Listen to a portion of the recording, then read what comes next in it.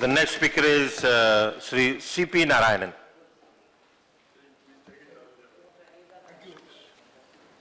I don't want to repeat the points which my earlier speakers have mentioned, that both UPA and NDA alternatively have tried for almost 2 decades to bring in this legislation.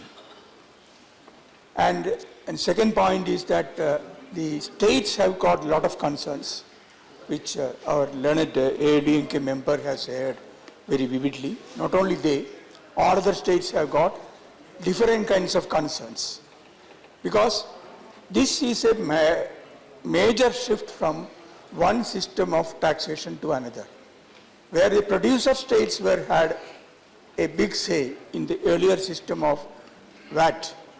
Now it is having the consumer states will have some benefit. That is what is being told. But in the discussion, when I was listening to my colleagues, a lot of preparations have been done. That is what all others have mentioned. True, as far as the producers' organizations are concerned, as far as traders' organizations are concerned, as far as the center and states are concerned, lot of consultation. Whether it is sufficient or not, I don't want to go into details. But whether we have done such consultations with the large section of population, like peasants, workers, and other sections, whether we have told them what it is all about, how it is going to affect them, I think very little has been done. They do not know. The average people and their organizations do not know what exactly, in what way they are going to be totally affected in various areas. So this has to be taken care of. There is and in this context, I would say a news item which was referred to earlier in this house was regarding GST network. Regarding that they have got the control over the data regarding the GST, and they are not prepared to share it with even the CAG. That was the report. I do not know whether it is correct or not, and I think that I hope that the government will settle the matter. But this is a pointer as far as the goods and services taxes regime is concerned. That is what I believe. Here, the private sector, particularly the private sector which handle data, they are going to have a big say in matters, and they will be trying to have their control over various things, which perhaps the government or the opposition or the parliament members have not thought of, or even the officials have not thought of. This we have to be concerned about, because when we have got new era of information and storage of data are concerned, the people who have got the key to such data, they can do havoc or they can do much help also. Both are possible. It is this fact that has been brought out by this report.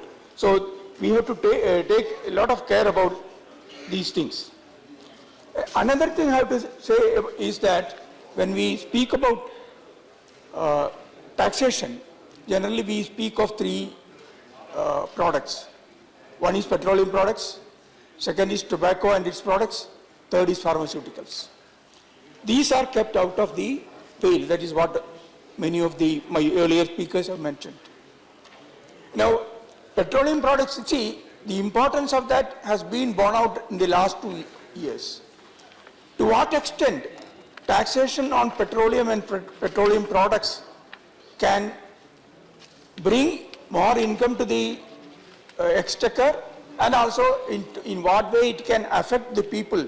It has been well proved in the last 2 years, 2015 and 2016.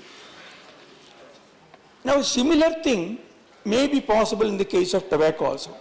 I have been following this field where tobacco, major 2 products are one is cigarettes and the second is BD.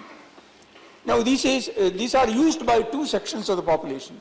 One better off people, the other ordinary people. In BD is prepared also by very poor people. And lakhs of people are depend on BD for their life.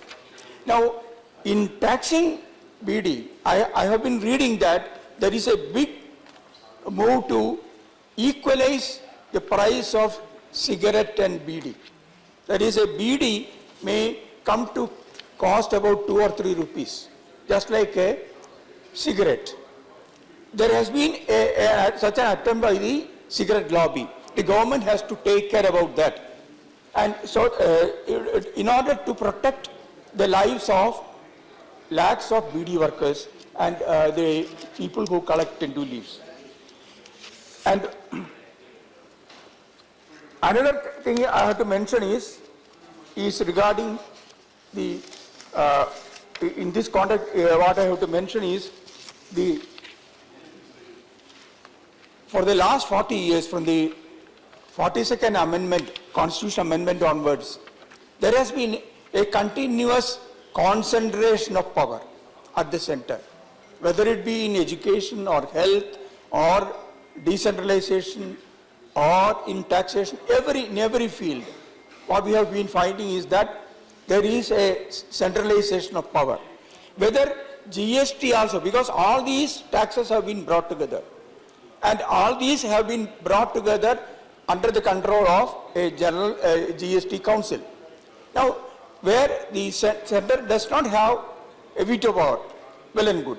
But that council, when certain grouping of states, where a particular party has got control over those states, then that party can decide what kind of taxes have to be introduced, what has to be collected, at what rates and all that.